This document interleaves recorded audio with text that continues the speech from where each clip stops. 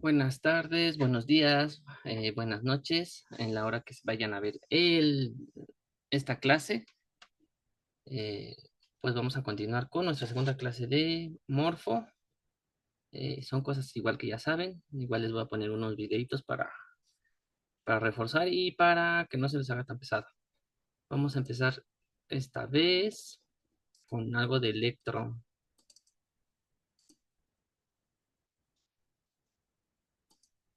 ¿sale? Para que más o menos vayamos checando.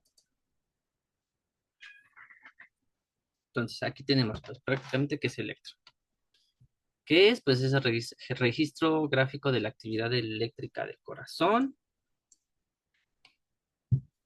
¿Qué se detecta? Registro de la actividad eléctrica. Un electrocardiograma es una representación gráfica de las corrientes eléctricas que producen los latidos del corazón. Diagnóstico de problemas, permite identificar y diagnosticar diversas afecciones cardíacas, incluyendo alteraciones del ritmo cardíaco, arritmias, el tamaño y la posición de las cavidades del corazón, lesiones en el músculo cardíaco, problemas en el sistema de conducción eléctrica del corazón.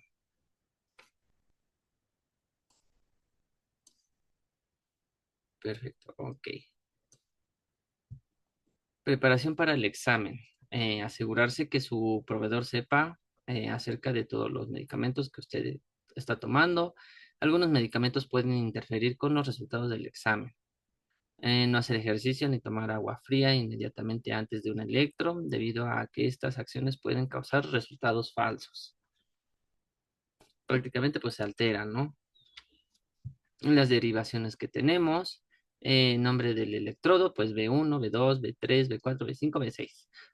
Localización del electrón entre el tercer y cuarto espacio intercostal a la derecha del esternón, en el cuarto espacio intercostal a la izquierda del esternón, a la mitad del camino entre el B2 y B4, en el quinto espacio intercostal, en la línea media clavicular izquierda, en el quinto espacio intercostal, en la línea axilar anterior izquierda, y la última, que es la B6, en el quinto espacio intercostal, en la línea axilar media izquierda.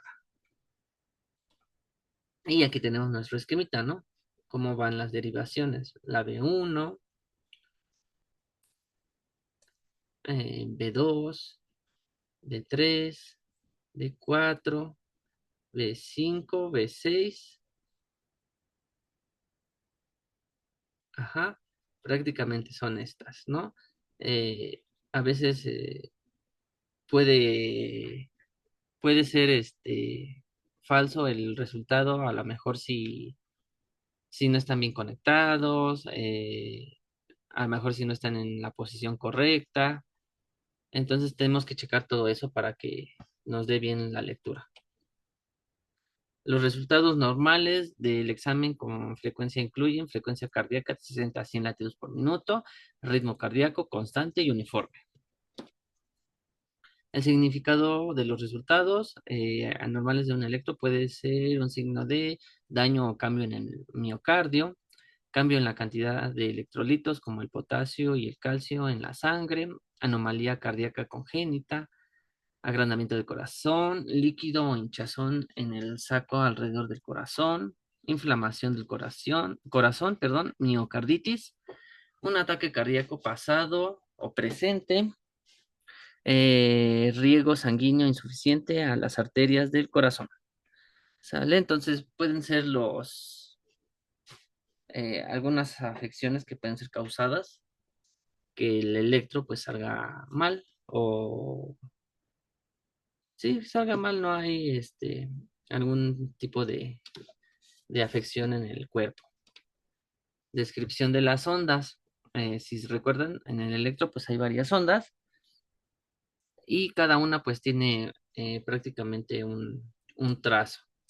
La onda P refleja la despolarización de las aurículas, es decir, la activación eléctrica de las cámaras superiores del corazón antes de que se contraiga.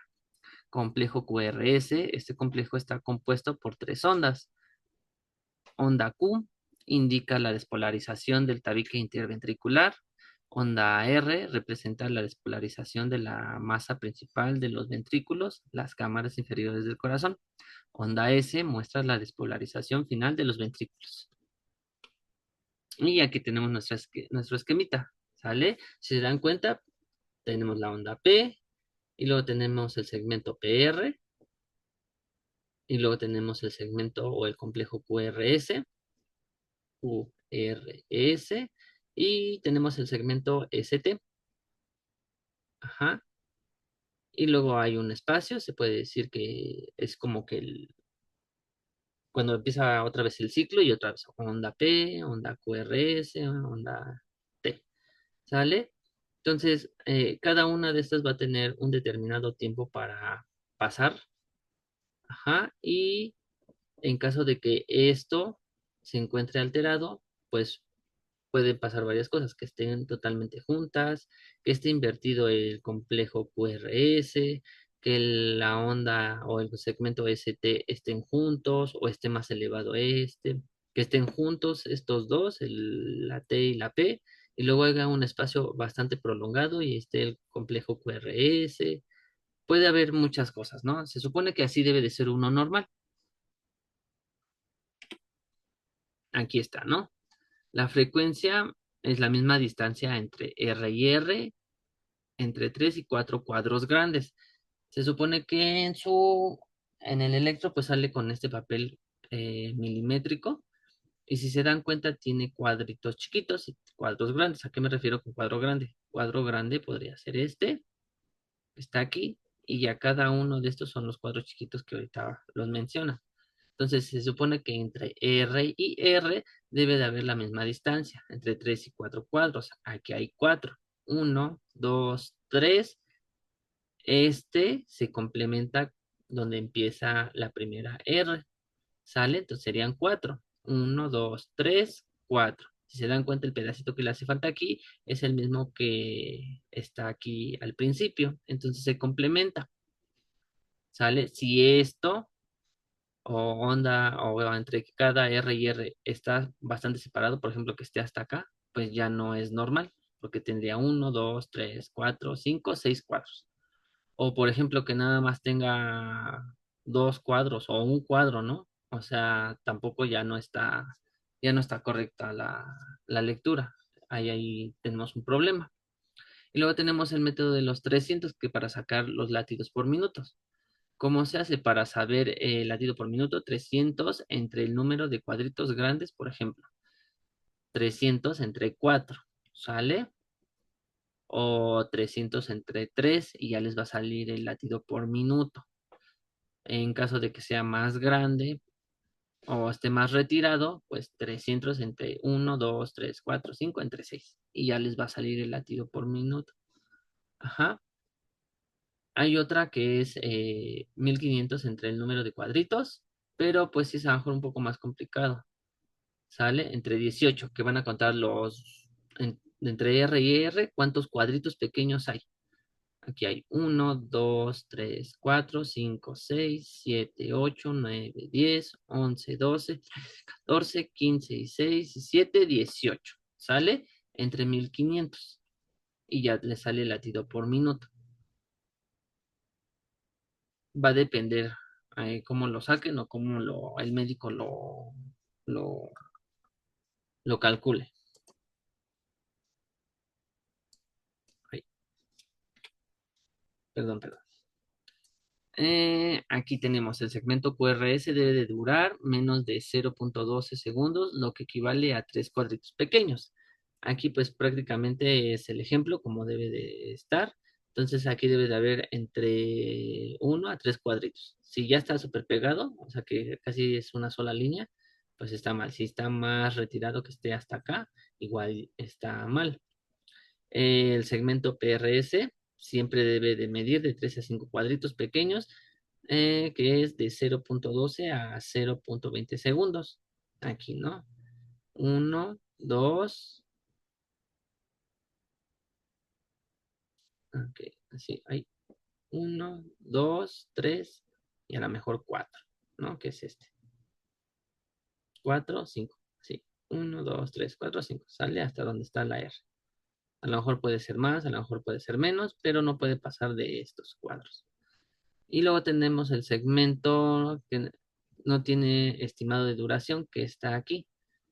Muchas veces este segmento está muy pegadito o está más bajito la T o está más prolongado. Va a depender mucho de cómo se encuentre el latido del corazón.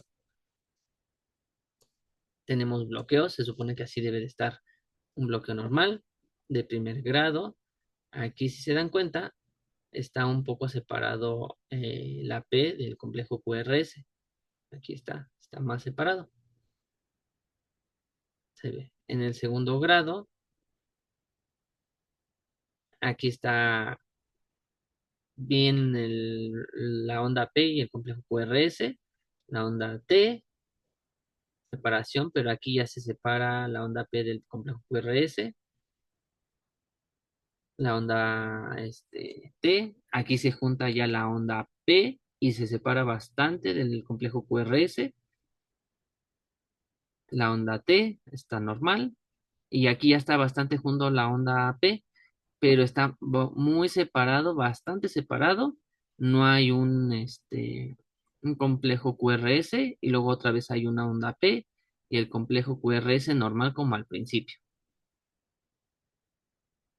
En el otro, ay, perdón, en el que sigue, pues prácticamente ya está totalmente diferente. Normal, normal, normal. Y aquí está la onda T se separa un poco, onda P se separa totalmente, no hay complejo QRS, otra vez hay una onda P, complejo QRS, T, separación, otra vez la onda P, complejo QRS, T y se vuelve a separar. Entonces aquí ya no es un latido tampoco normal. Y pues prácticamente en el último, pues ya no tiene como que un ritmo constante. Está la onda P, está separado del QRS, onda T, onda P, y luego como que aquí quiso haber un complejo QRS, pero como que no hubo y se siguió derecho. Y otra vez, onda P, aquí ya está junto con el QRS, la onda T se separa, onda P, no hay complejo QRS y aquí primero está el complejo QRS y luego la onda P y luego la onda T. Prácticamente están encimadas. Ajá, separación, onda P, se separa y complejo QRS. Entonces prácticamente aquí ya está totalmente distorsionado el latido. El ritmo normal del corazón, pues así es como debe de quedar, ¿no? PRS de 12 a 20 segundos, complejo QRS 0.11 segundos y como debe de ser un ritmo normal, ¿no? Hay muchas veces que pues esto se altera con el simple hecho de subir las escaleras rápido, caminar rápido, debe de estar nuestro pacientito lo más tranquilamente posible. El ritmo sinusal es la señal eléctrica del corazón que se origina de forma normal en el nodo sinusal. Es el marcapasos natural del corazón. Se caracteriza por una frecuencia entre 60 y 100 latidos por minuto y la presencia de una onda P antes de cada complejo QRS es el patrón de actividad eléctrica más común y saludable del corazón. Y aquí tenemos los nodos sinusal y luego el nodo auriculoventricular y de aquí se desprende para el haz de His, rama izquierda, rama derecha, y de ahí se deriva a las ramas o las fibras de Purkinje. Si se dan, ya lo habíamos visto anteriormente en las otras diapositivas pasadas, y luego aquí había otra otra ramificación hacia acá, ¿sale? Entonces aquí nos muestran lo que debe de ser o lo que normalmente siempre es, pero algunas veces pues puede haber una ramificación de aquí hacia de este lado. No altera el ritmo, solamente se creó y no tiene ningún defecto. Las características, origen de impulso, el impulso eléctrico que indica el latido se genera en el nodo sinusal, una pequeña área de tejido en la aurícula derecha. Frecuencia cardíaca es un ritmo sinusal normal. La frecuencia cardíaca suele oscilar entre 60 y 100 latidos por minuto. En reposo. componentes del electro se observa una onda P, despolarización auricular, seguida de un complejo QRS, despolarización ventricular y una onda T, repolarización ventricular. En cada ciclo, regularidad, los latidos ocurren a intervalos regulares, lo que resulta en un ritmo constante. Perfecto. Entonces, prácticamente esto es de aquí. ¿Sale? Vamos con el que sigue y al final este, les muestro los videitos para que sea como de repaso.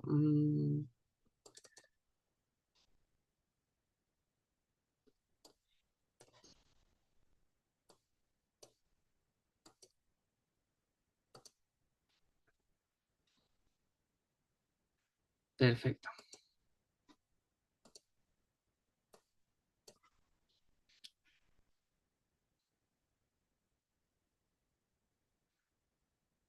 Ay,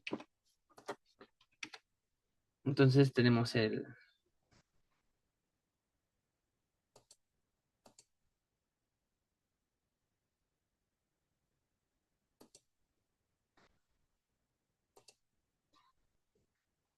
sistema musculoesquelético, perdón, es que ahí tenemos una fallita. Es un sistema del cuerpo humano que nos proporciona movimiento, estabilidad, forma y soporte. Este se encuentra subdividido en dos grandes sistemas. El sistema muscular, que incluye todos los tipos de músculos del cuerpo, en particular los músculos esqueléticos, que son aquellos que forman parte de la articulación para producir los movimientos, así también como los tendones, que son los que unen los músculos a los huesos.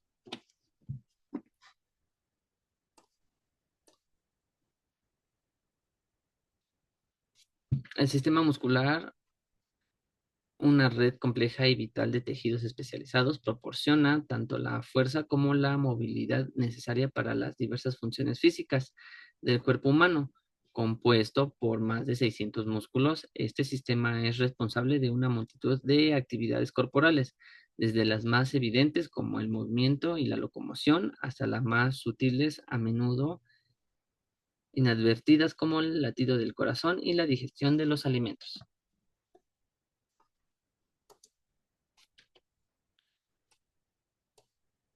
¿Sale? Entonces aquí tenemos las partes del músculo, que es, si se dan cuenta, es una fibra, músculo, y de ahí se desprende el fascículo, que se puede decir que es lo que envuelve, y las microfibrillas que va adentro. Hagan de cuenta que es como si hubiera muchos cables juntos. Cada uno de estos, cada uno de estos se llama sarcolema, y de ahí se divide el sarcoplasma. Y adentro de esos todavía hay otros cablecitos o parecidos a unos cablecitos que se llama fibra muscular y adentro de ellos se encuentra la miosina y la actina. ¿Vale? Entonces, de tarea va a ver qué es miosina y qué es actina.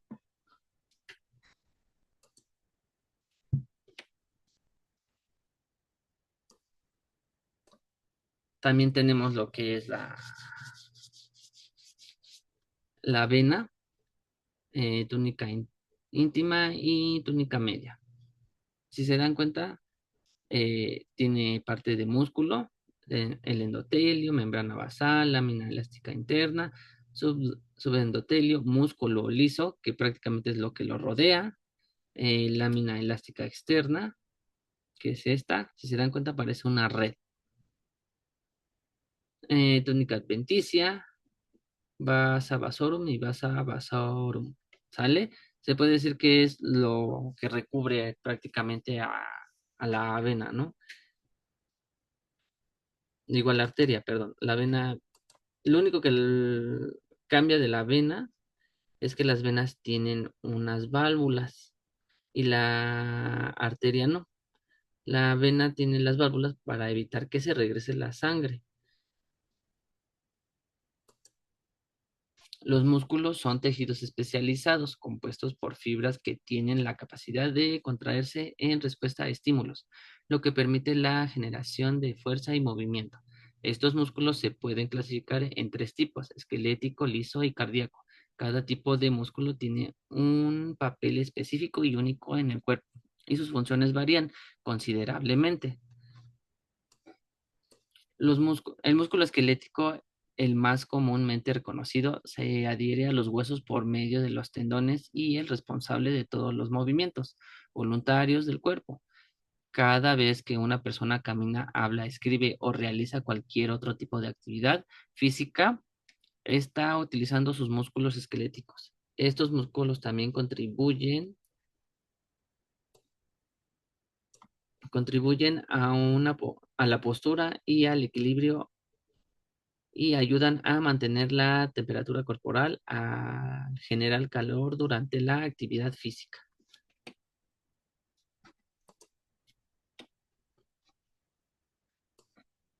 La miología es una rama de la ciencia y la medicina que abarca el estudio y conocimiento de los músculos, es decir, el estudio de su estructura, su fisiología y las enfermedades asociadas con o enfermedades neuromusculares. La miología se encarga de la identificación y localización de cada músculo, considerando su origen, su inserción y su inervación. También detalla su accionar y los movimientos que puede realizar.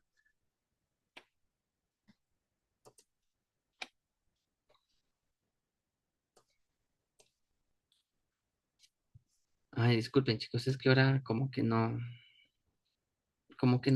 se quiere quitar este pedacito. Ok.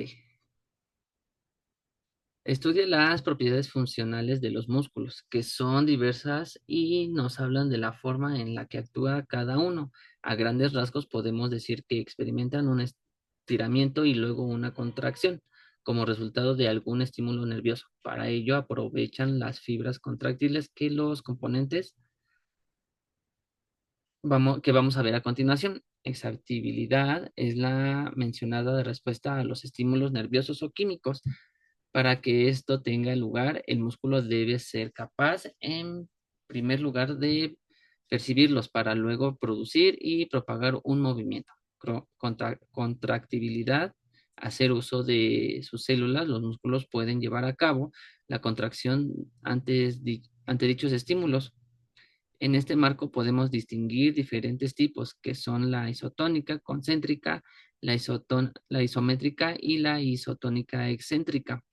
Esto posiblemente venga en su examen, entonces para que lo cheque. Elasticidad, de modo opuesto al caso de la contractibilidad, los músculos tienen que poder aumentar su longitud. Luego de esto, sus fibras recuperan rápidamente su extensión original. Extensibilidad. Esta se relaciona con la anterior, ya que es esta la propiedad que permite a los músculos estirarse. Luego de la contracción,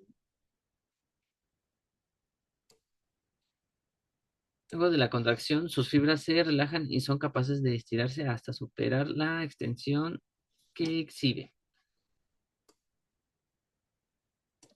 Plasticidad.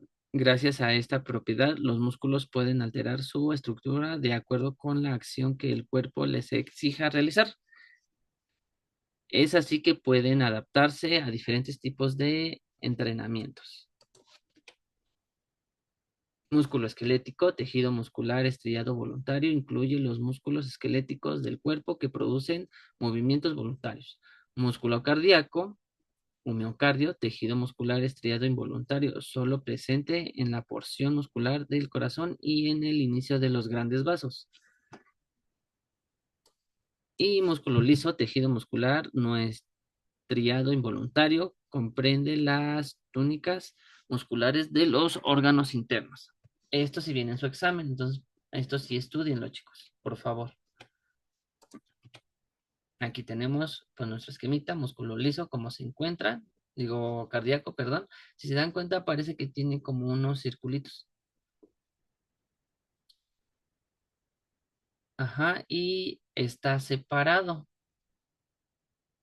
El músculo liso, pues prácticamente son como si fueran tiritas y están prácticamente casi todas juntas. Se ve la diferencia, no tiene estos, no está anillado. Y el músculo esquelético sí está anillado, pero aquí se encuentran todos juntos.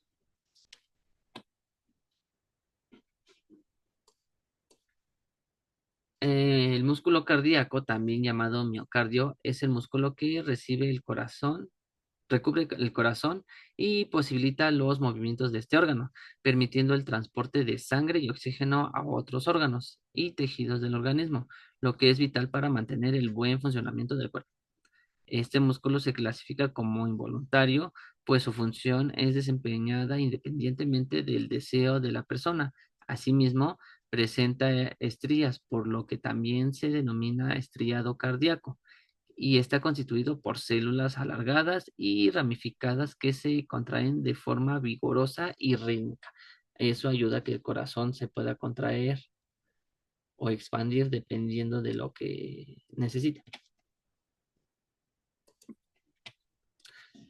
El músculo liso, este tipo de músculo, posee contracción involuntaria y lenta y puede encontrarse en la pared de órganos huecos como el sistema digestivo, la vejiga, el útero y los vasos sanguíneos. Por ejemplo, a diferencia de los músculos cardíacos, este no presenta estrías, razón por lo que es denominado músculo liso y está regulado por el sistema nervioso autónomo. El músculo esquelético también es estriado, no obstante, a diferencia de otros tipos de músculo, este se puede contraer de forma voluntaria, es decir, para que exista movimiento, por ello es necesario que las personas den la señal para que exista la contracción del músculo. Este tipo de músculo está fijado a los huesos por medio de los tendones, permitiendo que haya movimiento de los músculos del brazo, piernas y manos. Por ejemplo, además, mantiene la posición del cuerpo y la postura. Otros como el músculo extraocular del ojo y el de la lengua no están conectados con el esqueleto, pero proporcionan movimientos voluntarios específicos.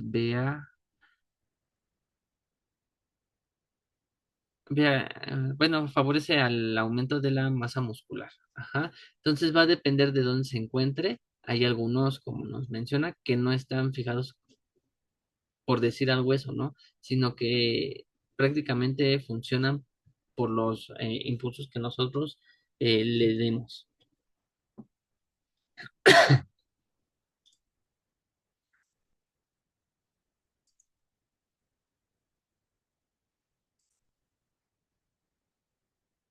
Ay, se fue. Ok, ok. Perdón, chicos, se salió. Acá está. Los músculos pueden clasificarse de acuerdo a su estructura, función y características de contracción.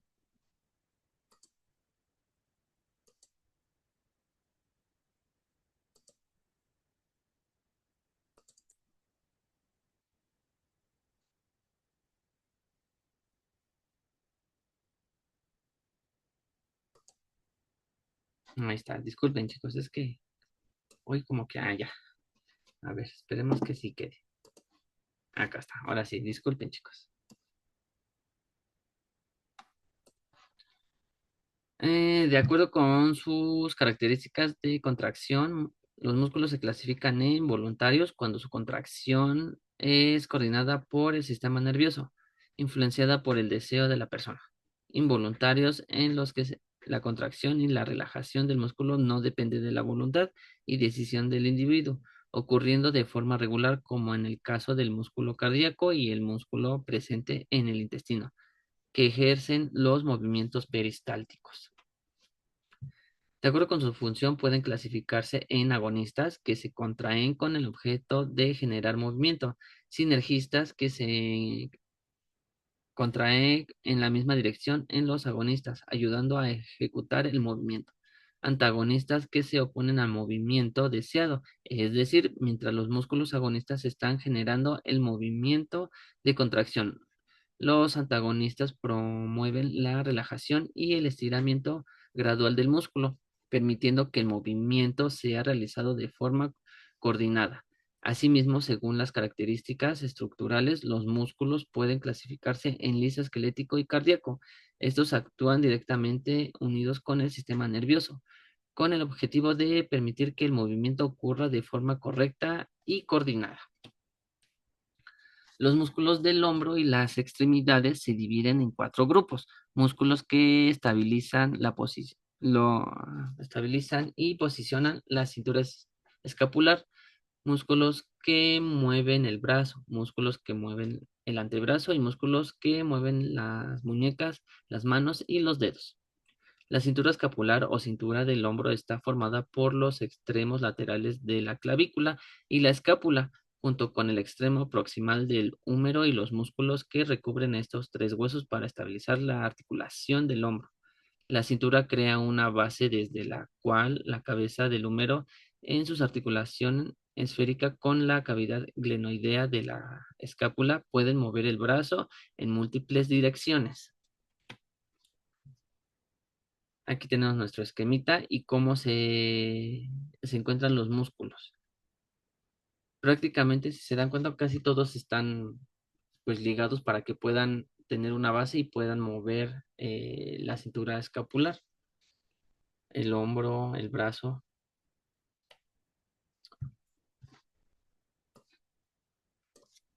Los músculos anteriores incluyen el subclavio, el pectoral menor y el serrato anterior. Los músculos posteriores incluyen el trapecio, el romboides mayor y el romboides menor. Cuando los romboides se contraen, la escápula se desplaza medialmente, lo que puede provocar que el hombro y la extremidad superior se desplacen hacia atrás. Aquí prácticamente es como que el resumen de todo lo que hay de esta parte. Esto no lo vayan a estudiar, solamente es como repaso de lo que hemos visto en las diapositivas anteriores. Músculos que mueven el húmero. De forma similar a los músculos que posicionan la cintura pectoral, los músculos que cruzan las articulaciones del hombro y mueven el húmero del brazo incluyen músculos axilares y escapulares. ¿Sale? Prácticamente hay otros músculos que se encuentran, eh, pues se puede decir que un poquito más internos para que puedan mover el húmero. Ajá, entonces, pues si se dan cuenta, casi todos están entrelazados para que puedan hacer su función y pues no nos veamos así como que todos flácidos.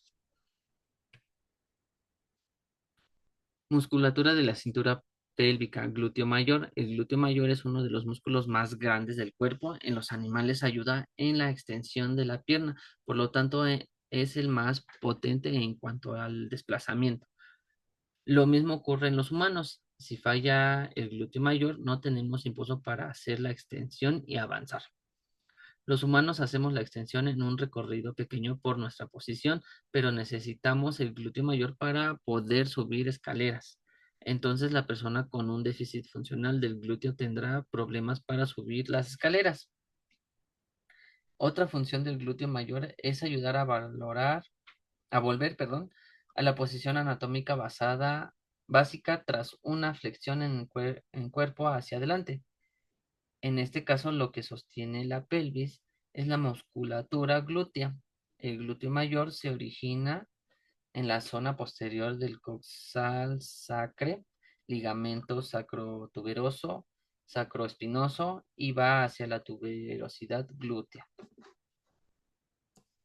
El glúteo mayor es un músculo extensor, pero como sus fibras van oblicuas, provocan que la pierna gire hacia la rotación externa. Por lo tanto, el glúteo mayor hace un movimiento complejo tridimensional de extensión y abducción. El glúteo mayor es el músculo más superficial y en profundidad tienen otros músculos como el piriforme y la pelvitrocanterios.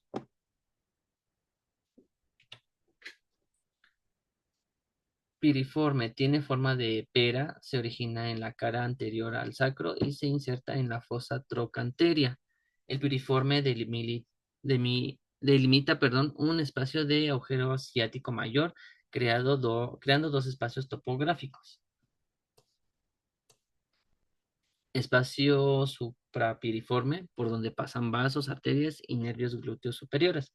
espacio infrapiriforme por donde pasa el nervio ciático y vasos arterias glúteos inferiores. Piriforme es un músculo que tiene muchas funciones. Los dos piriformes aguantan el sacro para que no vaya hacia la flexión. Por lo tanto, es un músculo estabilizador del sacro y de la columna. Actúa también sobre la pelvis.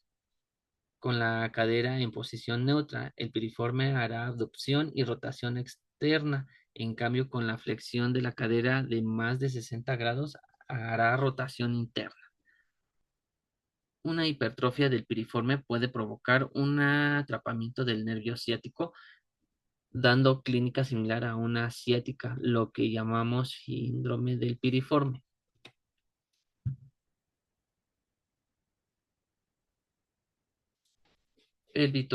Pelvitrocanterios, perdón. Hay cuatro músculos que se encuentran por debajo del piriforme.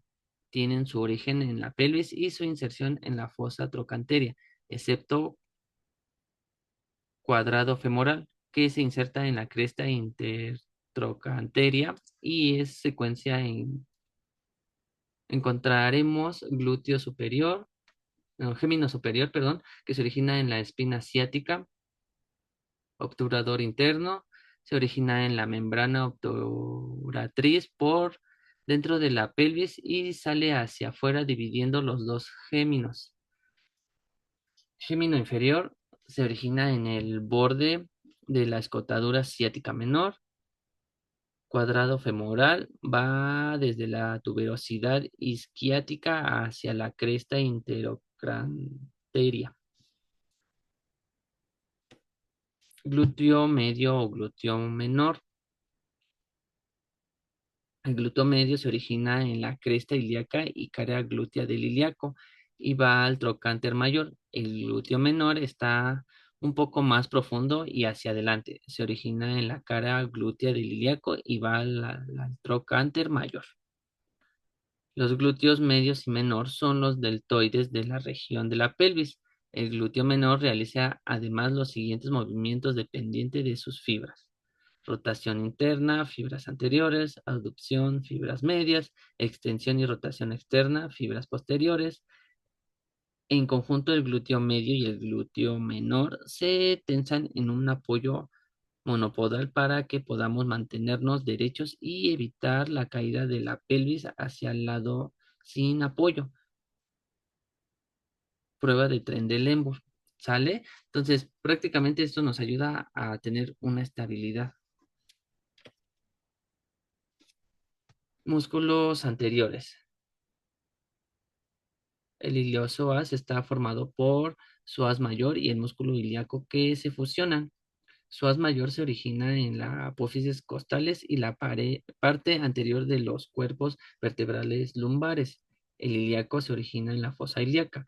El psoas mayor y el ilíaco van hacia la parte de la pelvis y se juntan en un único tendón que tiene su inserción en el trocánter mayor. El iliopsoas es un flexor de la cadera. Es uno de los músculos que hace diferentes funciones. En una posición de cúbito es un músculo que nos ayuda a levantarse de la cama. En una posición de pie es un estabilizador de columna y evita que la pelvis se vaya hacia atrás.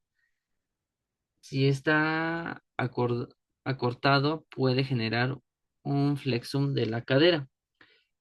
El ilíaco va hacia adelante, baja el acentábulo y da la sensación de pierna más larga. Como consecuencia, la columna hará una compensación en forma de escoliosis o lordosis. Y pues aquí tenemos prácticamente como que la infografía del sistema muscular.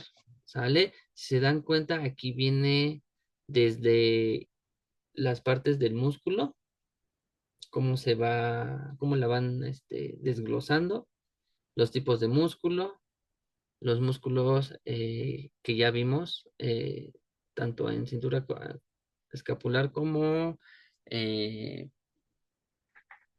piernas y demás. Y si se dan cuenta, aquí también tenemos los del cráneo. Tenemos los músculos que se encuentran en el ojo, como ya habíamos dicho, no se insertan o se inervan en ningún hueso. Sale, chicos. Entonces, les voy a poner unos videitos que encontré y ayudan pues prácticamente a reforzar.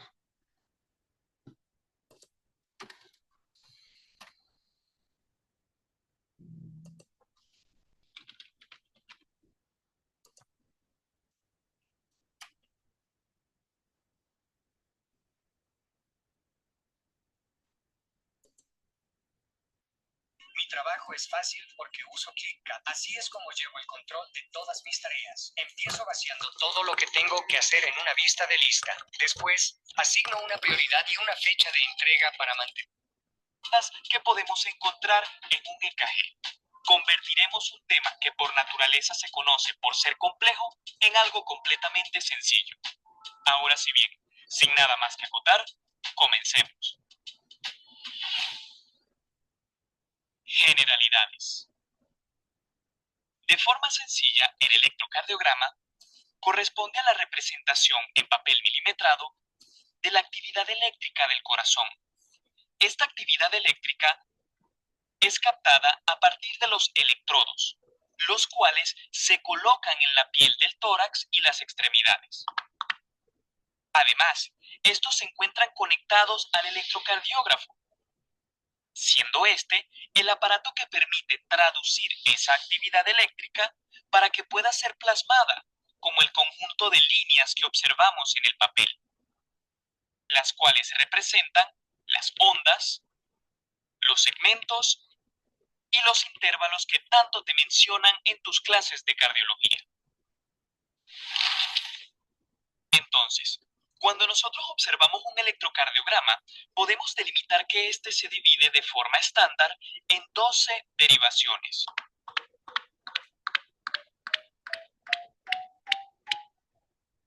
Siendo cada derivación un punto de vista distinto de la actividad eléctrica del corazón.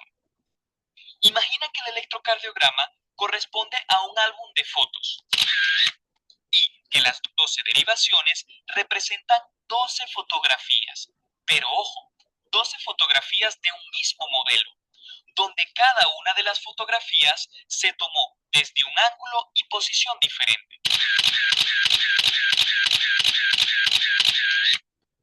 Es decir, que tendremos 12 diferentes perspectivas de un mismo elemento. De forma clásica, estas 12 derivaciones estándares pueden ser clasificadas en derivaciones frontales y derivaciones precordiales. Las derivaciones frontales corresponden a D1, D2, D3, ABR, ABL y ABF. Y las derivaciones precordiales corresponden a V1, V2, V3, V4, V5 y V6. Ahora sí bien, en cada derivación observaremos un conjunto de ondas, segmentos e intervalos, que representan los diferentes eventos eléctricos del corazón y que estudiaremos con detalle más adelante. Pero justo ahora lo importante es que entiendas el siguiente punto. Acabamos de mencionar que podíamos comparar las derivaciones con fotografías que se tomaron a un mismo modelo, pero desde ángulos y posiciones diferentes. Por ende, sería lógico pensar que la fotografía que observamos en D2 debería ser distinta a la fotografía que observamos en ABR. Y asimismo, la fotografía que observamos en ABR es distinta a la fotografía que observamos en B1. Es decir, cada derivación posee sus características particulares. Entonces, hagamos un acercamiento en la derivación D2 y gestionemos una introducción al concepto de las ondas para entender muchísimo mejor todo. Primero, tenemos que delimitar la línea isoeléctrica o línea basal, la cual corresponde a nuestro punto de referencia principal en todas las derivaciones. Observen que en relación a la línea isoeléctrica tenemos una serie de deflexiones hacia arriba o hacia abajo que constituyen las ondas. Cabe destacar que cuando una onda se proyecta hacia arriba, decimos que tiene una polaridad positiva. Y cuando se proyecta hacia abajo, se dice que tiene una polaridad negativa. Así pues, las ondas que observamos en el EKG representan los principales eventos eléctricos del corazón, específicamente la despolarización o la repolarización, tanto de los atrios como de los ventrículos, donde la despolarización la podemos ver como activación y la repolarización como inactivación. Así pues, en esta derivación de dos, observamos con claridad las ondas clásicas que siempre explican en la Facultad de Medicina: la onda P, el complejo QRS y la onda T. La onda P representa la despolarización de los atrios. Observen que esta tiene una polaridad positiva. Luego, el complejo QRS, que representa la despolarización de los ventrículos, y está compuesto por tres ondas: una onda Q, una onda R y una onda S. Y en relación a la polaridad, podemos decir que es predominantemente positiva, es decir, que a pesar de que tenga un componente negativo, que es la onda Q y la onda S, el componente positivo de la onda R es el que predomina. Y por último, la onda T, que representa la repolarización de los ventrículos. Observen que esta también tiene una polaridad positiva. Ahora, el punto clave es el siguiente. Si hacemos una comparación con otra derivación como ABR, podemos delimitar que la onda P y la onda T son negativas. Y además, observen que la despolarización de los ventrículos no está representada por un complejo QRS, sino que encontramos una morfología diferente, que es QR, que a su vez tiene una polaridad predominantemente negativa. Y este es el punto más resaltante de esta primera parte que debes entender.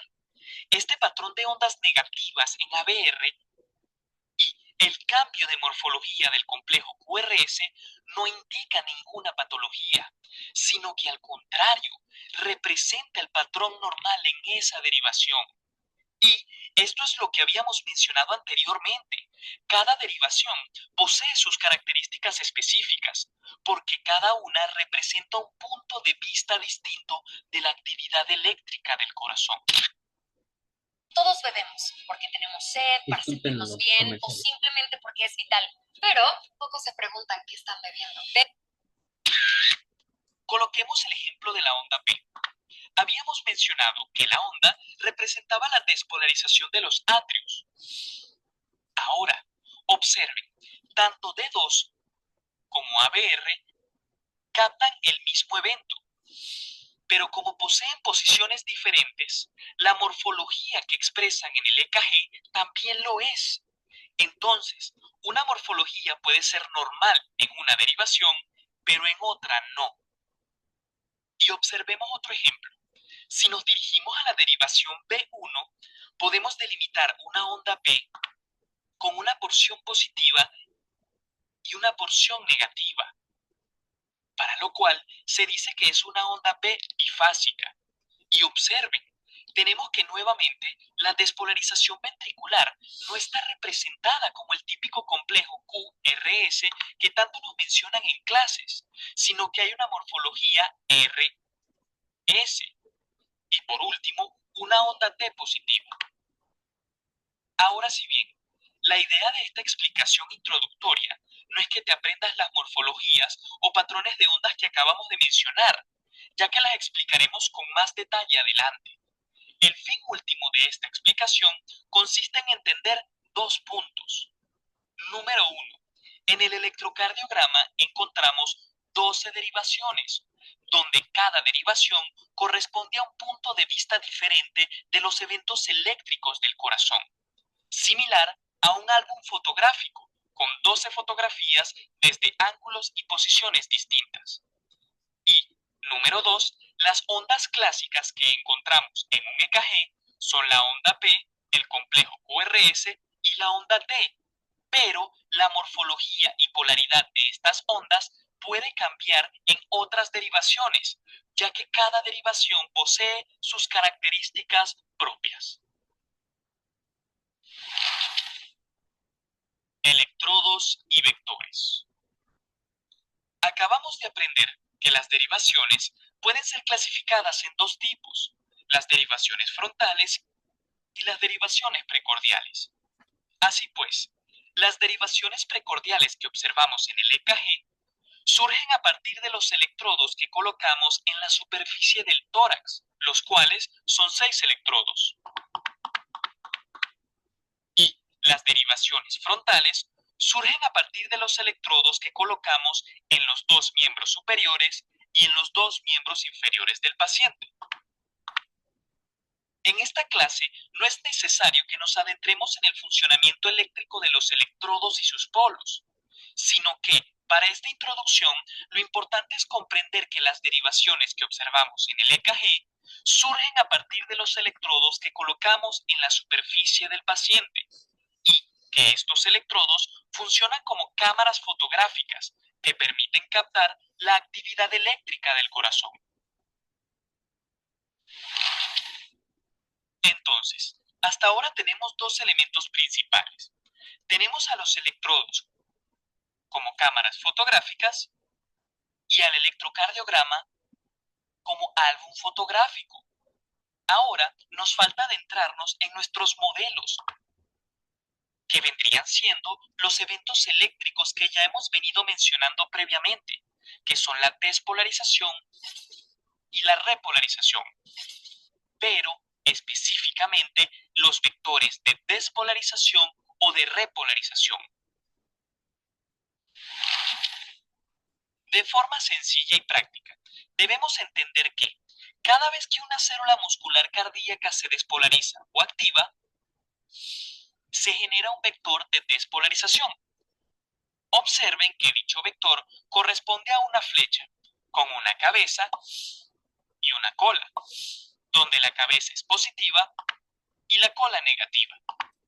Y, además, cada vez que una célula muscular cardíaca se repolariza o inactiva, se genera un vector de repolarización, que corresponde también a una flecha con cabeza y cola, donde la cabeza es positiva y la cola es negativa. Estos vectores surgen de los dipolos que se forman durante la despolarización y repolarización, pero nuevamente aclaramos que lo importante en esta clase es comprender los aspectos fundamentales para luego adentrarnos en los temas con mayor profundidad. Entonces, estas flechas que denominamos vectores van a representar nuestros modelos principales que debemos fotografiar y que en función a cómo captemos los vectores, las ondas que observemos en el electrocardiograma serán positivas, negativas o bifásicas. Organizar tu trabajo no tiene por qué ser un caos. Con monday.com tú recuperas el control.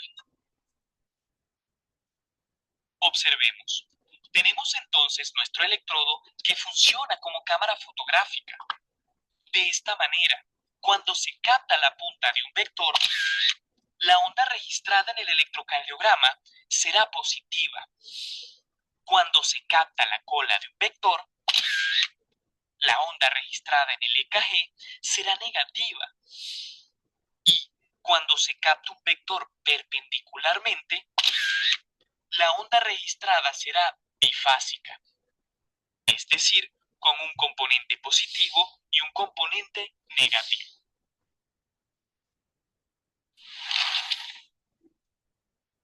Derivaciones y planos. Ahora si bien, vamos a ubicar a las derivaciones espacialmente en torno al corazón, para comprender mejor el concepto de las mismas y cómo éstas estudian y captan la actividad eléctrica del corazón. Primero, tenemos a las derivaciones frontales, las cuales estudian al corazón a partir de un plano frontal, también conocido como coronal. Observen cómo cada una se dispone como una cámara fotográfica en posiciones diferentes, pero todas en relación al plano frontal.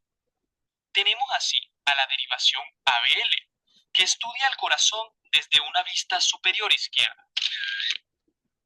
D1, que estudia el corazón desde una vista lateral izquierda. D2, que estudia el corazón desde una vista inferior izquierda. ABF, que estudia el corazón desde una vista netamente inferior. D3, que estudia el corazón desde una vista inferior derecha. Y ABR, que estudia el corazón desde una vista superior derecha.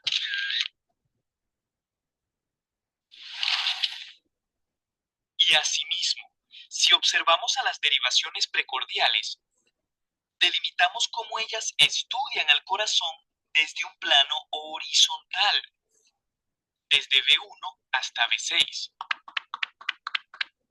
Observen que al igual que las frontales, estas derivaciones tienen posiciones diferentes, pero todas dentro del mismo plano, donde B1 y B2 estudian la región septal, B3 y B4 estudian la cara anterior, y B5 y B6 la cara lateral izquierda.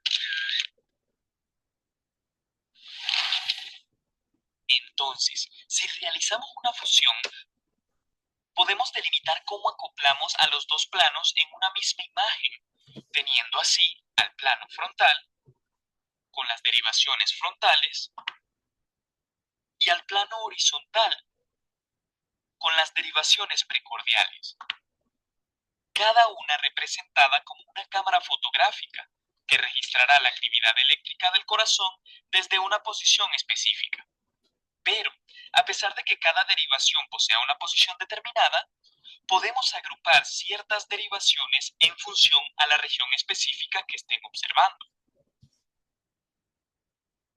Por ejemplo, D2, D3 y ABF son derivaciones que estudian la cara inferior del corazón.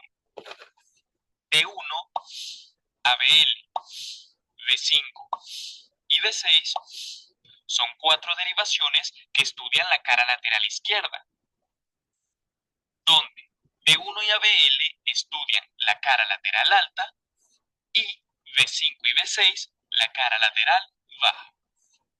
Luego, B1, B2, B3 y B4 son 4 derivaciones que abarcan la cara anteroseptal.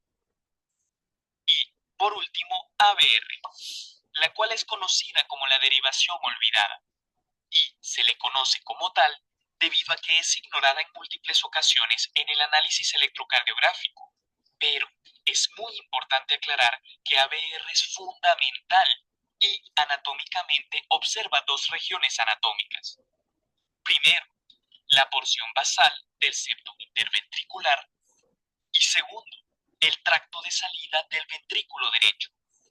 ABR puede ser muy importante para identificar, por ejemplo, obstrucciones del tronco coronario o enfermedad de 3 vasos.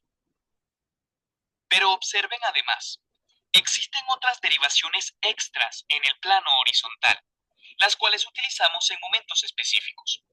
Por una parte, tenemos las derivaciones derechas, que se designan con la letra R de right en inglés. Estas se utilizan cuando se sospecha que hay un infarto ventricular derecho. Y son 6 derivaciones que van desde V1R hasta V6R, siendo V4R la derivación más sensible. Y, por otro lado, tenemos las derivaciones posteriores, que son 3, V7, V8 y V9, las cuales se utilizan cuando se sospecha de un infarto ínfero-basal, muy conocido como infarto posterior. Entonces, como te estaba diciendo, desde que me cambié de lectorio me he sentido Empoderado. ¿Puedo estudiar cuándo? En otra dimensión, si recordamos nuestra clase pasada de vascularización, podemos recordar de forma resumida la siguiente organización arterial. Primero, tenemos una arteria coronaria derecha, que otorga una rama marginal derecha y, en la mayoría de los casos, a la arteria interventricular posterior. Luego, tenemos una arteria coronaria izquierda, la cual se divide en la interventricular anterior y la arteria circunfleja, donde la interventricular anterior desciende por la cara anterior, dando ramas septales y diagonales, mientras que la arteria circunfleja da ramas para el ventrículo izquierdo, como por ejemplo la arteria marginal izquierda. Recordando además que en un porcentaje reducido, la arteria circunfleja también puede otorgar la interventricular posterior. Ahora bien, si relacionamos las caras que estudian las derivaciones con la anatomía coronaria que acabamos de repasar, podemos entonces ubicar a la posible arteria obstruida durante un infarto. Por ejemplo, si durante un infarto, como médicos observamos el electrocardiograma y determinamos que el daño se expresa en la cara lateral, podemos entonces pensar que la posible arteria afectada pudiera ser alguna de las ramas de la circunfleja o alguna rama diagonal de la interventricular anterior. Fíjense qué interesante. Por otro lado, si el daño se expresa en las derivaciones anteroseptales, pudiéramos pensar en la interventricular anterior. Si el daño se expresa en las derivaciones inferiores, pudiéramos pensar principalmente en la coronaria derecha y, en menor proporción, en la arteria circunfleja. Y, en el caso particular de ABR, pudiéramos pensar en el tronco coronario izquierdo o inclusive enfermedad de tres vasos. Y hasta aquí llega la clase de hoy. Perfecto. Si te gustó, no Les pongo el otro para que lo chequemos.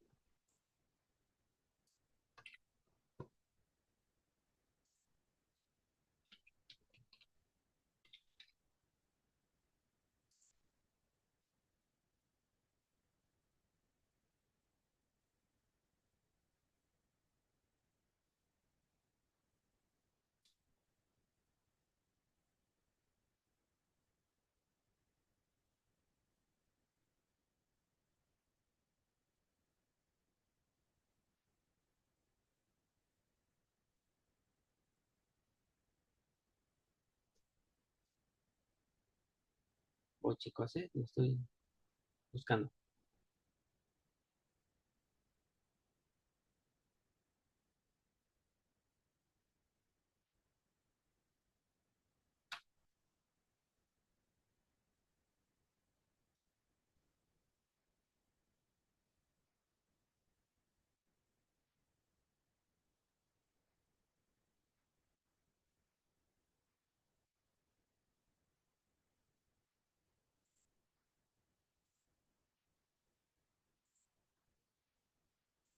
¿Cuál es la forma más rápida y divertida de aprender anatomía y fisiología? Es GitHub. Dile que te lo enseñe.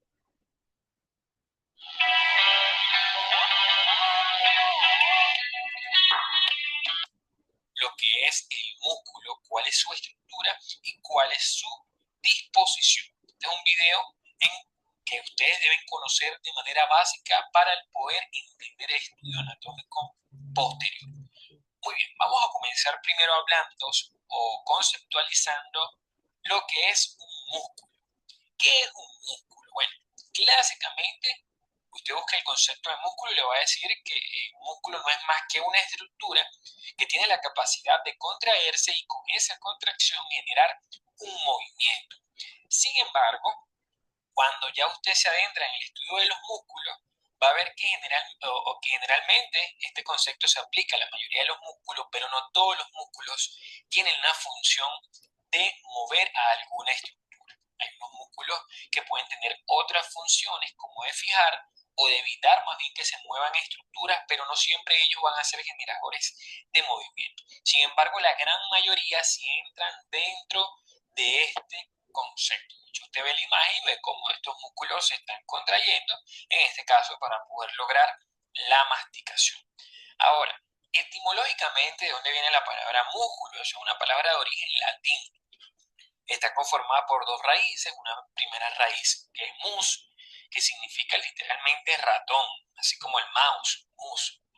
Mientras que culus significa algo que es pequeño, así como cuando dice que es minúsculo, como un diminutivo. Entonces, literalmente la palabra músculo significa ratón pequeño. Se cree que es porque cuando tú contraes un músculo, por ejemplo, cuando flexionas el brazo para demostrar tu fuerza, que flexionas el bíceps, tú ves como el músculo se abomba y adopta más o menos la forma como de un ratón. Entonces se cree que por eso fue que esos latinos le dieron la palabra musculus al músculo e incluso hoy en la actualidad aún seguimos llamándolo así. Ahora, el músculo ya sabemos que es la unidad más importante del sistema muscular, pero todo músculo va a tener cuatro capacidades o cuatro propiedades, para ponérselo más fácil. La primera propiedad es una de las propiedades más conocidas, que es la propiedad de excitabilidad. Un músculo fino puede ser una estructura que puede contraerse y generar movimiento, pero tiene que tener alguien que le indique que debe contraerse, que debe generar ese movimiento. Y aquí es cuando vamos a ver el concepto de excitabilidad, que no es más que la capacidad que tienen los músculos de poder recibir información del sistema nervioso y poder responder a esta información o a este aviso que le está dando el sistema nervioso, poder responder con movimiento. Entonces esa es su primera capacidad, su primera propiedad, la propiedad de excitabilidad. Luego tenemos la propiedad de contractilidad. La capacidad de contractilidad es la capacidad que tiene un músculo de acortar sus fibras y poder contraerse. Esa es la capacidad de contractilidad, una también de las más importantes que encontramos dentro de los músculos, sobre todo dentro del que vamos a estudiar hoy, que es el músculo esquelético. Luego, la siguiente capacidad que tiene el sistema muscular o ciertas partes del sistema muscular es la capacidad de extensibilidad. Esta es la capacidad que tiene el músculo de extenderse, el mismo nombre lo dice, o de distenderse sin sufrir ningún daño. Lo que pasa es que ustedes a lo mejor tienen el concepto de músculo como el músculo que ustedes ven aquí, el que ven en los miembros, el que ven en el tórax, en el abdomen, pero resulta que todo el sistema gastrointestinal, por ejemplo, está hecho de músculo liso. Este sistema gastrointestinal, ustedes un estómago, un esófago, un intestino, él puede extenderse, puede distenderse, puede estirarse y después volver a su tamaño original. Esta es la capacidad de extensibilidad muscular.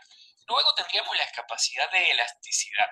Esta capacidad de elasticidad sería la cuarta y última propiedad de los músculos y es la capacidad que tiene el músculo de volver a su forma original una vez que cesó la contractilidad y una vez que cesó la extensibilidad. O sea, de la misma manera, él puede volver a su forma original sin sufrir ningún cambio. Esta es la capacidad de elasticidad. Vamos a seguir hablando entonces sobre la clasificación de los músculos, pero antes no te vayas a despegar de este video.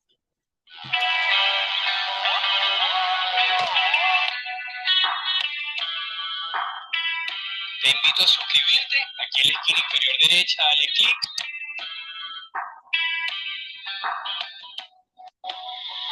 Y no olvides darle like al video.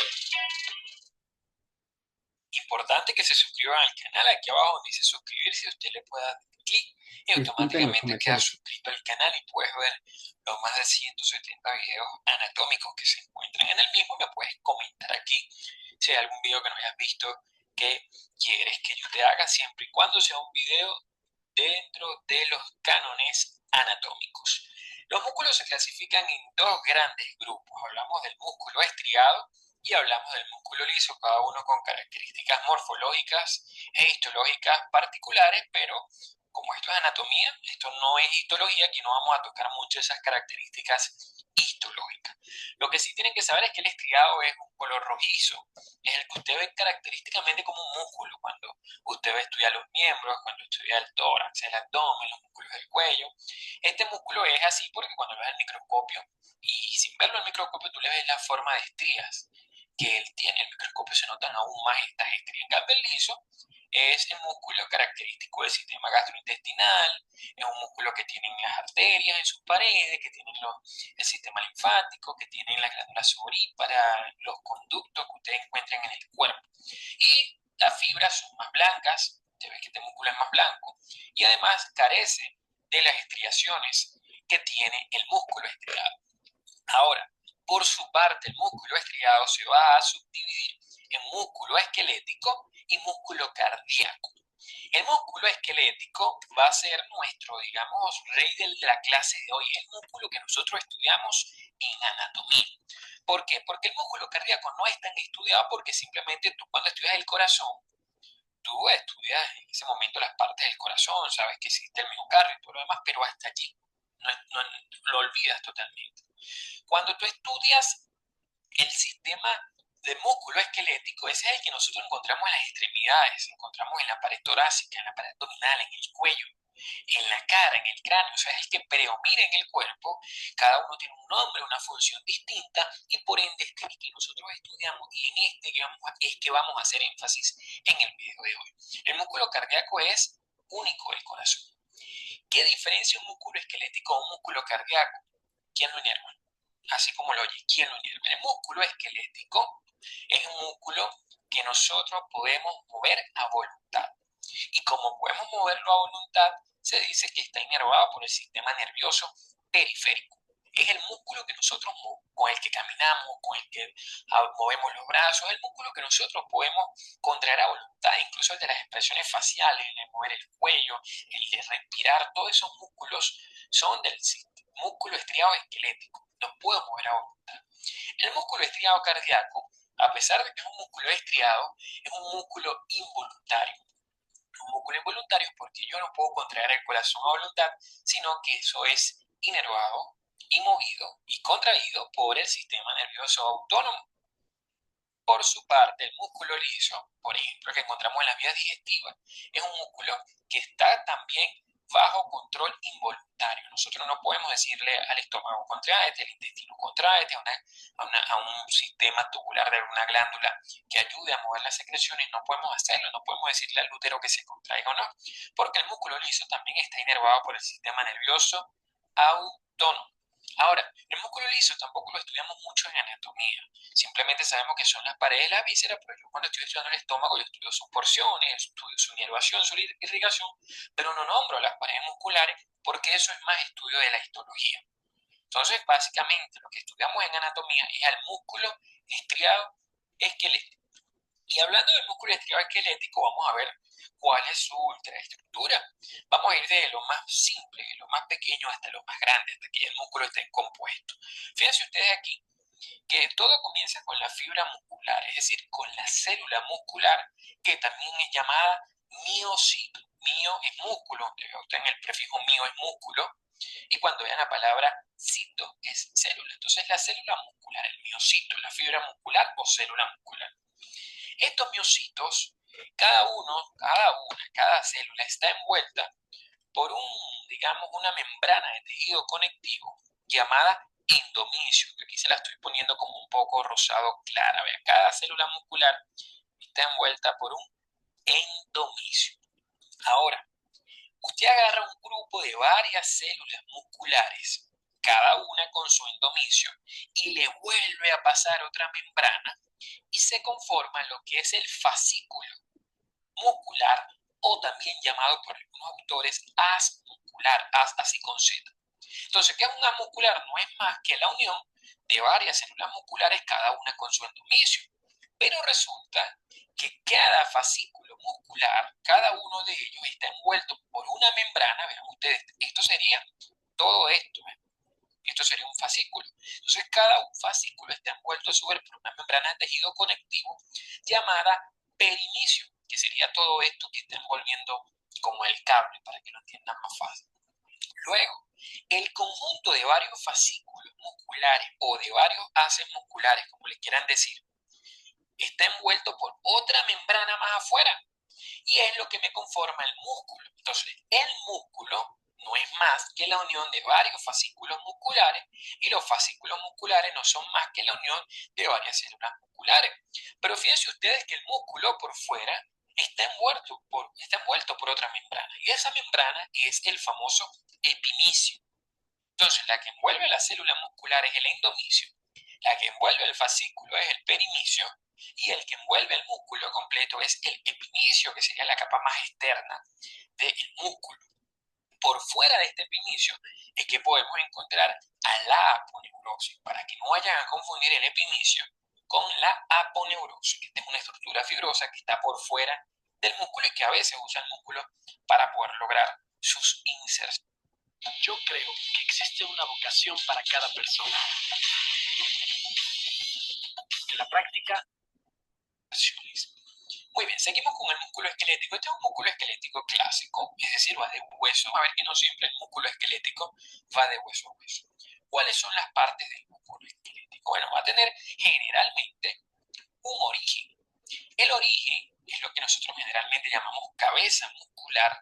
Es lo que algunos autores llaman inserción fija. ¿Qué significa esto? Significa que el origen del músculo es lo que generalmente, oigan bien, generalmente, no significa que siempre sea así, es lo que generalmente no se contrae del músculo, es la porción fija, es como que de donde ella se agarra, es donde el músculo se agarra para moverse, pero esa parte tiene muy poca capacidad contráctil. Sin embargo, hay orígenes que pueden moverse indistintamente, pero yo les digo que no siempre esta va a ser la parte fija del músculo. Luego tenemos lo que es la inserción. La inserción es llamada también inserción móvil. Esta inserción móvil va a ser lo contrario al origen. ¿Por qué? Porque esta inserción móvil es la parte del músculo que generalmente puede contraerse o que logra contraerse y es la que genera movimiento. Esta inserción generalmente se hace a través de tendón, que el tendón es la parte fibrosa, es la parte, digamos, muy poco contráctil del músculo que logra para insertarse. Ahora, la parte que lleva la mayor capacidad de contractilidad es la parte que está entre el origen y la inserción, que es el vientre. Entonces, mientras el vientre más se acerca al origen, menos capacidad contráctil tiene. Mientras el vientre más se acerca al tendón, mayor capacidad contráctil tiene. Y por eso es que esta zona de inserción es la zona que al tener mayor capacidad contráctil es la que va a generar movimiento. Por ejemplo, este músculo, si se contrae, este es el húmero para que entiendan, este es el cúbito y este es el radio. Este músculo, si se contrae, él no va a mover a el húmero, porque el húmero es el origen. Él va a mover en este caso al cúbito, porque esa es su inserción y ahí vemos el tendón de inserción. Esta membranita que vemos aquí afuera, que está envolviendo al músculo, esa sería la aponeurosis. Ahora, esto no siempre se cumple. A veces un músculo puede tener dos tendones, a veces los dos tendones se pueden encontrar al mismo momento. De manera que en ese caso su función no es mover, sino su función tal vez sea fijar una articulación. O a veces se puede también mover el origen de acuerdo a lo que tú le pidas al cuerpo, de acuerdo a si alguna parte del cuerpo está fija, tú puedes contraer más el origen que la inserción, o si esa parte es móvil, puedes contraer más la inserción que el origen. O sea, hay músculos que pueden lograr la parte mixta. Sin embargo, son excepciones. La mayoría es así como se lo estoy mostrando aquí. Un origen fijo y una inserción que es mucho más móvil que el origen. Ahora, esa inserción no siempre va a ser en hueso. O sea, no crean que el músculo estriado, por llamarse esquelético, siempre va a ser hueso a hueso. La mayoría de las veces sí, y de hecho por eso se le llama esquelético. Pero hay músculos que, por ejemplo, usted ve lo de la expresión facial y ellos se insertan en la piel. Se originan en hueso, pero se insertan en la piel, en la cara. Hay unos que se insertan de la boca, en la mucosa de la boca, unos en la faringe que llegan a la mucosa de la faringe. También hay músculos que llegan a aponeurosis, hay músculos que incluso llegan a cápsulas sinoviales de las articulaciones. Entonces, no es lo común, aunque no es lo único, me refiero a que llegue a hueso, pero sí es lo más común. Es lo más común. Muy bien. ¿Qué cosa nosotros estudiamos del músculo esquelético? Siempre ustedes buscan mis videos y buscan cualquier libro de anatomía y de un músculo se estudian cuatro cosas. Estudiamos cuál es su origen, estudiamos cuál es su inserción para poder saber de dónde va y hacia dónde viene. Estudiamos la inervación, que en este caso, como es el sistema, el músculo esquelético, exterior esquelético, tiene que ser alguna fibra nerviosa del sistema nervioso periférico que me lo mueva, que le lleve la información para moverlo. Y esto es a través de los nervios. Por ejemplo, aquí usted ve los nervios del plexo cervical. Claro, por supuesto, estos son nervios que son sensitivos, pero es más o menos para que entiendas el concepto de que los nervios son los que se encargan de mover. La cuarta característica que estudiamos de los músculos es la función. Y la función va a ser cuál es el movimiento final que logra ese músculo. Obviamente no vamos a conocer la función o no la vamos a entender si no sabemos el origen y la inserción. Porque como usted sabe el origen y la inserción, ya usted sabe que el lugar donde se inserta es lo que va a mover y usted más o menos puede dilucidar cuál va a ser la función de ese músculo en relación al movimiento que él realiza.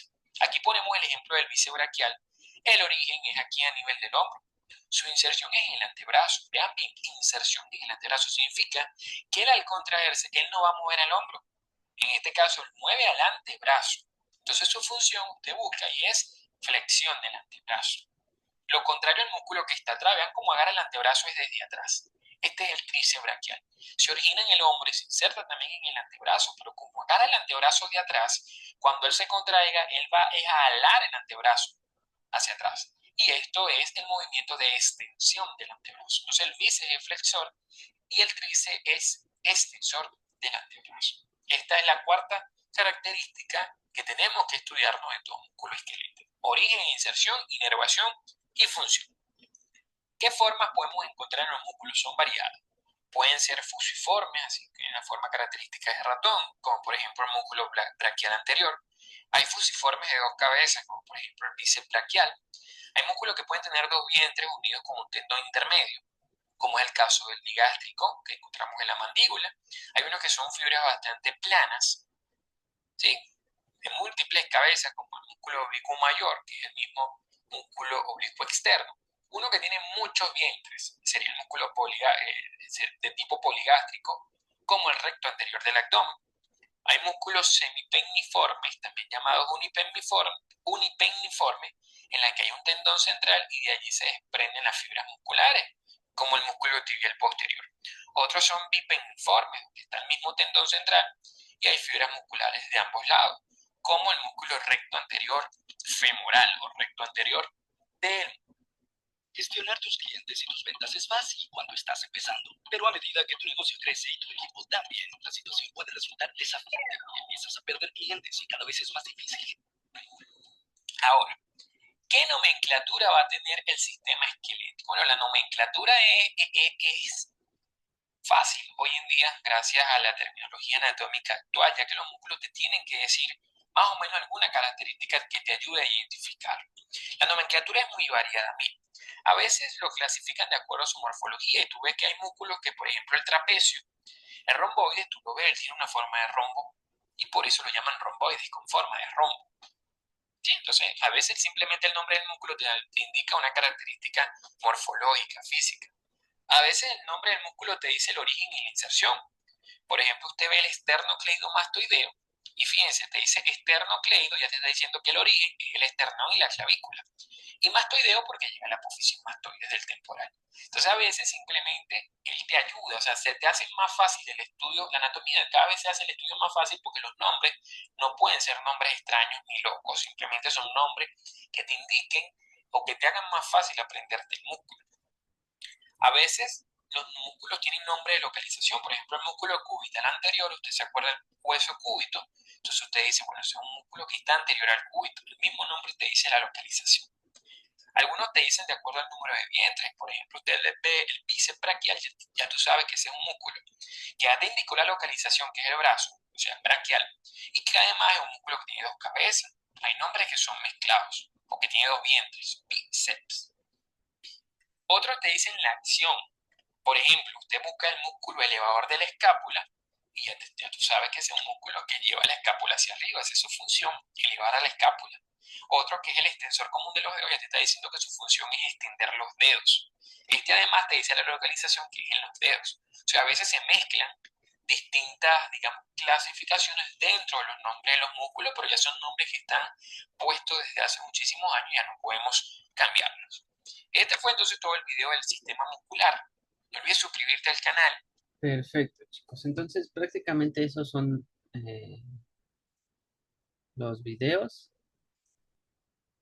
Ay, así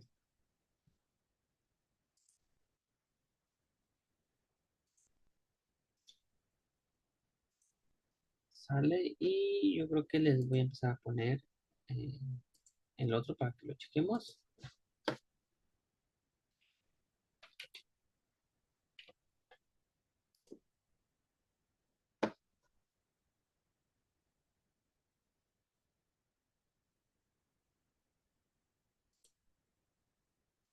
Llega la hiperactina en HD. Y con un montón de ojeras. En estos momentos tienes en tu cuerpo toda una red de conductos y estructuras trabajando para mantenerte con vida y que aún así es muy posible que no conozcas. Te hablo del sistema linfático, ese conjunto de vasos, órganos y tejidos que tiene funciones imprescindibles para la vida como drenar los líquidos del cuerpo, transportar las grasas que absorbemos en el intestino o contribuir a la respuesta inmunitaria de defensa contra un agente infeccioso. En realidad el sistema linfático es parecido al sistema circulatorio, solo que en lugar de transportar sangre, el líquido que recorre por sus vasos es la linfa. Y esto me parece muy curioso porque para el sistema linfático es parecido al sistema circulatorio. Es igual de importante para mantenerte con vida y aún así el pobre sistema linfático ha vivido a la sombra prácticamente del sistema circulatorio. Estoy segura de que recuerdas haber estudiado en el colegio el sistema circulatorio, pero no tanto el sistema linfático, o que sepas pues para qué sirve el corazón o más o menos de qué está hecha la sangre, pero no sepas qué hace el bazo o para qué sirve la linfa. Es por eso que hoy me apetecía hablaros del gran olvidado, pero no por ello menos importante, sistema linfático. Así es como hicimos que nuestro flujo de trabajo empiece a fluir con Monday.com. Le dio a nuestro equipo un espacio de trabajo central donde podemos gestionar fácilmente todos los flujos de trabajo, los archivos, las personas y los datos. Ahora trabajamos en sintonía y todos saben cuál es su función en el panorama general. Al conectar nuestros calendarios, mensajes y correos electrónicos con nuestro espacio de trabajo de Monday.com, podemos hacer todo en un solo lugar. No es necesario cambiar de pestaña. Con la ayuda de las automatizaciones, ahorramos tiempo valioso. Las ajustamos según nuestras necesidades y las agregamos al flujo de trabajo. Así nos liberamos de las tareas manuales, en especial de aquellas que realmente no queríamos hacer. Otra función revolucionaria. Empezamos a usar los paneles. Es una forma increíble de obtener datos valiosos. Podemos alejarnos y tener la mejor vista de nuestro trabajo. Y lo mejor de todo, podemos compartir el flujo de trabajo con nuestros freelancers. Todos estos pasos nos permitieron optimizar nuestros procesos y eliminar el estrés. Crea tu flujo de trabajo soñado. Visita monday.com para empezar tu prueba gratis.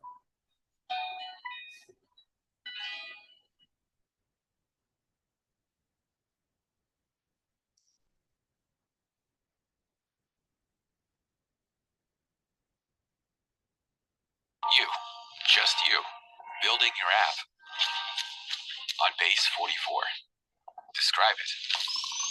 And it's real. One thought leads to more thoughts. Layer by layer, taking shape. When you need your tools, bring them in. They just click. Okay, kick it up a notch. Create something smarter, something powerful. Style counts, so give it your touch. Big or small. Next idea hits at 2 a.m. Of course it does. Keep building. Ask yourself, wait, I built this? Damn right. Base 44. Build it your way.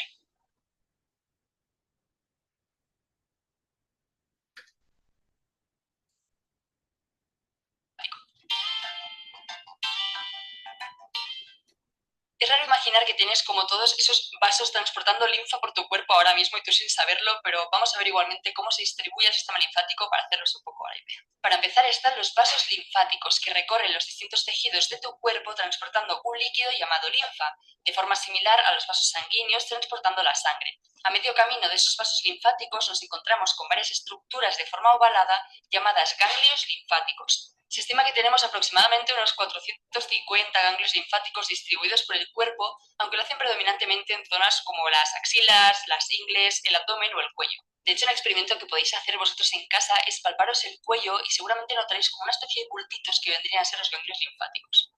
Aparte de los vasos y ganglios, el sistema linfático está distribuido por otras zonas del cuerpo, como por ejemplo el tracto gastrointestinal, la médula ósea, el timo, el bazo o las amígdalas, que ya veremos sus funciones más adelante. Vale, nos vamos haciendo una idea de más o menos cómo es el sistema linfático, pero aquí la pregunta es, ¿cuál es exactamente su función? Pues el sistema linfático no tiene una sola función, sino que tiene tres concretamente, así que vamos a verlas una a una, empezando por el transporte de grasas.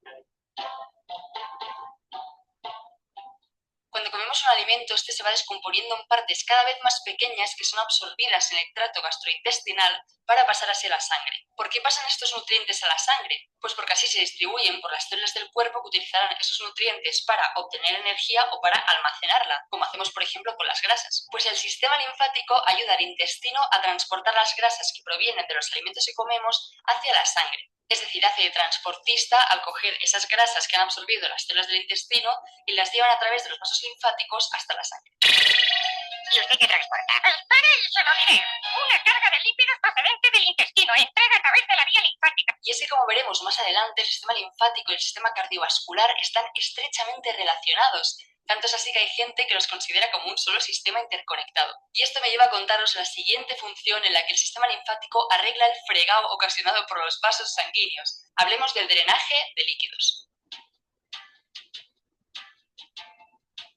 Antes que nada, repasemos un poco de qué va esta movida del sistema cardiovascular.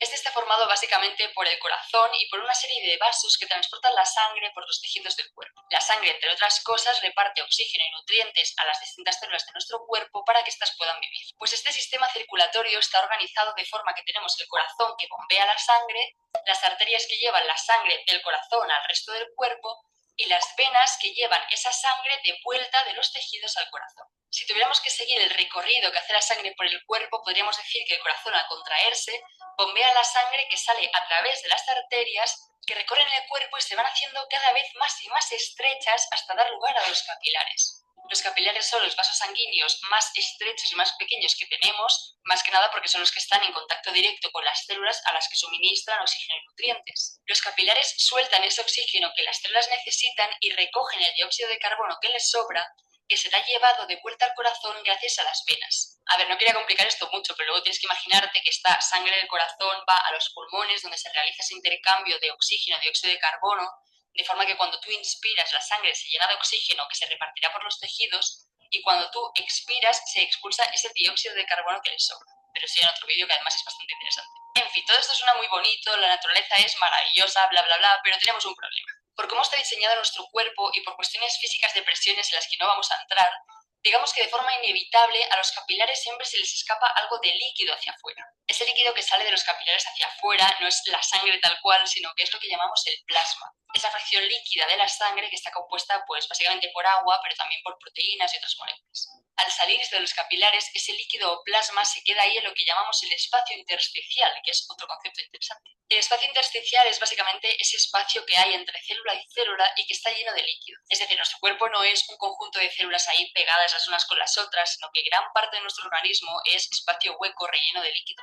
Bueno, la cosa es que de todo ese líquido que sale de los capilares hacia el espacio intersticial, el propio sistema circulatorio reabsorbe gran parte del mismo. Pero ese líquido restante que se queda ahí es reabsorbido por el sistema linfático, que menos mal porque si no ese líquido se iría acumulando ahí progresivamente y nos iríamos hinchando como un globito. Es por eso que la linfa, el líquido que transportan los vasos linfáticos, proviene del plasma de la sangre, es decir, proviene de ese líquido que salió de los capilares y que fue reabsorbido. Pues ese líquido reabsorbido va viajando a través de los vasos linfáticos y finalmente es abocado de nuevo en el sistema circulatorio.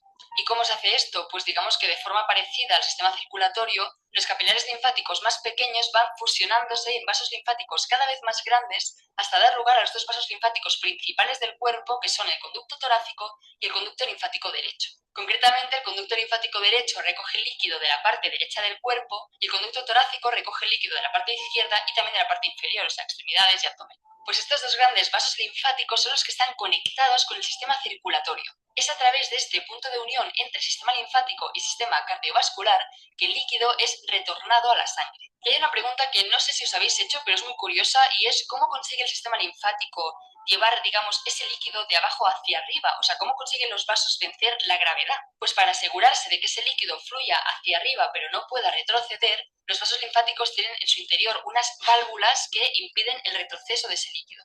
O sea, gracias a la contracción de los músculos de las paredes de los vasos, este líquido es propulsado hacia arriba y gracias a las válvulas ese líquido no puede retroceder hacia atrás. Para que veas que el sistema linfático lo tiene todo pensado. Este drenaje de líquidos, que así de entrada puede parecer como un poco basic, es tan importante que no solo sin él moriríamos en 24 horas, sino que el simple hecho de que no termine de funcionar bien da lugar a problemas de salud como por ejemplo el llamado linfedema. En el linfedema el sistema linfático no puede acabar de drenar bien ese líquido, con lo que este termina acumulándose y las extremidades se hinchan, aumentando así el riesgo de padecer pues, algunas infecciones recurrentes o algunos tipos de cáncer muy concretos. Mi trabajo es fácil porque uso Kika. Así es como llevo el control de todas mis tareas. Empiezo vaciando todo. Concretos. De todos modos, este drenaje de líquidos no es un simple hecho de que se evite que se acumule ese líquido, sino que el hecho de que ese líquido tenga que pasar por los vasos linfáticos y concretamente tenga que atravesar ciertos ganglios linfáticos es en cierto modo una ventaja. Esto es así porque los ganglios linfáticos en realidad actúan como puntos de control o centros de vigilancia, ya que vigilan que no se haya colado ningún microorganismo o célula extraña en la linfa. Es decir, en realidad es una especie de control de calidad de la sangre, porque recordemos que la linfa viene del líquido de la sangre, gracias a que en su interior se esconde todo un ejército de células inmunitarias, lo cual me viene perfecto para contaros la siguiente función del sistema linfático, la función inmunitaria. El sistema linfático es mucho más que simples vasos que llevan líquido que ha salido del sistema circulatorio. Además de los vasos, también está formado por órganos que tienes por tu cuerpo y que seguramente tenías tan olvidados como el propio sistema linfático. Estos órganos linfáticos contienen en su interior varios tipos de células inmunitarias, aunque las predominantes son los linfocitos, esas células que permiten la respuesta de defensa específica contra un agente infeccioso. Es por eso que los distintos órganos linfáticos se suelen diferenciar entre aquellos en los que se producen los linfocitos, como por ejemplo el timo o la médula ósea, y aquellos a los que viajan los linfocitos ya formados, como los ganglios linfáticos, el bazo o las amígdalas. Entonces, hay dos tipos de linfocitos, los T y los B, que se forman en el timo y en la médula ósea respectivamente. O sea, los linfocitos T se llaman así porque se forman en el timo y los linfocitos B se llaman así porque se forman en la bone marrow, que es la médula ósea en inglés. Una vez formados en estos órganos, los linfocitos viajan a través de los vasos linfáticos hacia el resto de órganos linfoides, como por ejemplo el bazo, las amígdalas o los ganglios linfáticos. Los ganglios linfáticos son súper interesantes porque son básicamente un cuartel de linfocitos ahí preparados para atacar y activar una respuesta inmunitaria a la mínima que se detecte que algún intruso ha entrado en el cuerpo. Concretamente, en los ganglios linfáticos ocurre algo súper clave para la respuesta inmunitaria que se llama presentación de antígeno a los linfocitos. Vamos a ver qué significa esto. A ver, el sistema inmunitario te lo tienes que imaginar como una red súper compleja de tejidos y de células, cada una con su papel concreto y que además se comunican entre ellas para saber lo que tienen que hacer en cada momento y cuándo tienen que actuar. De entre todas estas células inmunitarias hay algunas que se encargan de pulular por la sangre y la linfa buscando a ver si hay algún microorganismo que haya podido colarse en el cuerpo. Algunas de estas, como por ejemplo los llamados macrófagos, a la que ven algún virus o bacteria que se haya infiltrado, básicamente lo engullen o lo fagocitan, o sea, se lo comen. Una vez han ingerido y destruido ese microorganismo en su interior, lo que hacen estas células es coger esas proteínas que antes formaban parte de ese virus, bacteria o lo que sea, y las ponen en su superficie, o sea, las exponen como si fueran banderines. Esta es una forma de avisar al resto de células de que hay un intruso en el cuerpo que hace falta destruir. Es una forma de activar las alarmas, pues estas proteínas que antes formaban parte del microorganismo son lo que se llaman antígenos. Es decir, un antígeno es una molécula, como por ejemplo pues una proteína de un virus, que no forma parte de nuestro cuerpo y que por tanto nuestro organismo detecta como algo extraño, con lo que es capaz de activar una respuesta inmunitaria en consecuencia. Pues una vez estas células inmunitarias han engullido al microorganismo y han expuesto en su membrana sus antígenos, lo que van a hacer es llevar esos antígenos a las siguientes células del sistema inmunitario que van a entrar en acción. Llevan esos antígenos a los linfocitos. ¿Y dónde se produce esa presentación de los antígenos a los linfocitos? Pues en los ganglios linfáticos. O sea que estas células inmunitarias que tienen esos antígenos en su membrana van a viajar a través de los vasos linfáticos hasta los ganglios. Y una vez allí van a mostrarles esos antígenos a los linfocitos para avisarles de que hay un microorganismo en el cuerpo y así activarlos. Una vez activados, estos linfocitos van a proliferar para potenciar la respuesta inmunitaria y así viajar al tejido infectado para ayudar en la batalla. Esto es un poco lo que hacen los distintos órganos linfáticos, o sea, tienen ahí un cuartel, un ejército de células inmunitarias preparadas por si algún día hace falta activar una respuesta de defensa. Y aún así, esta función inmunitaria va mucho más allá de microorganismos infecciosos. O sea, por ejemplo, los ganglios linfáticos también vigilan que no se filtre ninguna célula cancerosa que haya podido escaparse de un tumor, se haya filtrado en la sangre y a través de ella pues pueda viajar hacia otros tejidos del cuerpo y formar ahí un tumor secundario, cosa que se conoce como metástasis. O sea que el sistema linfático también juega un papel en el cáncer y en la metástasis. Bueno, a estas alturas del vídeo, ¿el sistema linfático no te parece impresionante con todas las cosas que hace, que es capaz de ayudarnos a transportar las grasas que comemos, que drena nuestro líquido para que no acabemos hinchados como un globito y nos defiende contra agentes infecciosos que digamos que no entran con buenas intenciones? Sinceramente, yo no tengo nada más que decir. Espero que el sistema linfático empiece a ganar más popularidad, porque la verdad que se lo merece con todo lo que hace, y si no, siempre podéis ir por ahí contando a vuestros amigos y familiares lo que es el sistema linfático, que seguro que les encanta. Quiero dar las gracias infinitas a mis Patreons que eligieron el tema de este vídeo por su apoyo infinito. Sale, chicos, entonces ese sería el inicio de la próxima clase. Con ese tema vamos a empezar para que lo vayan checando. ¿Sale? Perfecto, entonces nos estamos viendo la próxima clase. Que tengan una excelente tarde y cualquier cosa pues queda al pendiente de ustedes.